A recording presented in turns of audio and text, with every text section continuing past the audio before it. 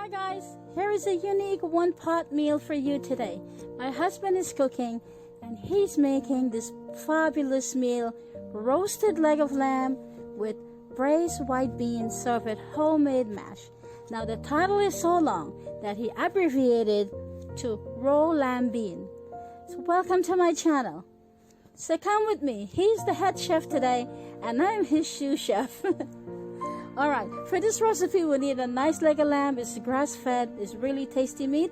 We have some bean pre-soaked overnight, then we boil it for 30 minutes and leave it into the water to continue the cooking process to this consistency. It still needs some more cooking time. Now the leg of lamb is already dried and drained really well. We're going to cut some thick slices into it on both sides of the lamb leg. And then if you find any type of moisture, the drier the lamb leg, the better it is, the more it will absorb the spice, because the meat will be thirsty for moisture when we add the marinade to it. So make sure the meat is drained really well and dry. Pat dry it down really well. So now we have the marinade ready. I will introduce you to the spice. I also listed in the description box. We have some saffron, some ginger, cayenne pepper, curry powder, turmeric, salt and pepper, mustard seeds, paprika, 6 to 8 tablespoons of oil, minced garlic, chopped onions, parsley, and cilantro. We're going to combine all that into a bowl, give it a good stir, and then we will add the garlic, cilantro, and parsley. I have here about 1 head of garlic minced and a 1/4 cup of parsley and a 1/4 cup of cilantro. And then I chop a medium onion really fine and we add it into the marinade, mix it really well, and we'll set it aside to marinate the lamb. So now a really good pan that works here is like a heavy base pan, like a turkey pan, works really well because the base is a little heavy. So we'll use that pan, put the lamb leg into it, and then we'll rub the marinade generously on it. So put a good amount because we need the marinade there later on to continue the cooking of the bean in it. And so we massage the marinade nicely onto the lamb leg on both sides. You give it a good rub, and put a lot of marinade. Don't be skimpy on it. So mix a lot. We did pretty much a lot there. And we marinate it, and then you leave it for about 20 to 30 minutes to continue marination. This meat is really tasty, doesn't require too much of marination, but if you want a nice flavorful meat, leave it overnight, it's even better. So half hour is just about a good amount of time. And now I put it into a heavy base baking pan, and I turn my oven off to 425 degrees. We're going to sear the meat into the oven to keep the juice in first. That's the first process, the first cooking step. Now, if you have a really big pan and you can do this on your stovetop, you can go ahead, brown the meat on both sides, and then put it into the oven after.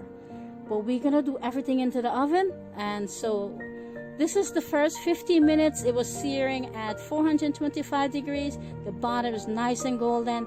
And then the top, the extra 15 minutes, we put it on the grilling part. And we got it nice and, you see, like you fried it all around. Now, after 30 minutes of searing, we decide to take it out and we cover it. And now we're going to bake it at 350 degrees. So first step is the searing. We keep the juice in. The second step is the baking. And now that's the part that releases the juice from the meat. And that juice, we're just going to do something really fancy with it. So let me show you after 30 minutes of baking. So we're an hour into the cooking process. Take a look at that, what happens. First, there was no juice. We sear it in, and now we release it after you tenderize the meat. Beautiful. So why we do that, right? When you sear, the spice stays on the meat. It does not come off. So if you just cover it and steam it, everything will come off the meat.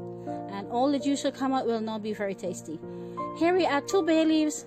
I have a large onion chopped and a large tomatoes.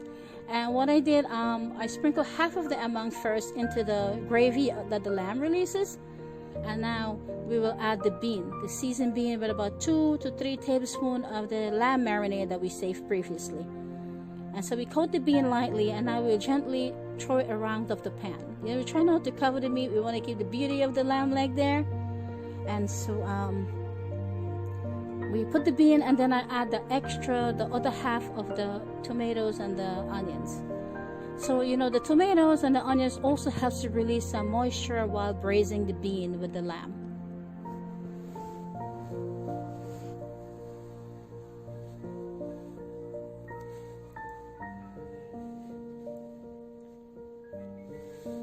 Then we take a spoon and we mixed it a little to coat the bean with the gravy from the lamb.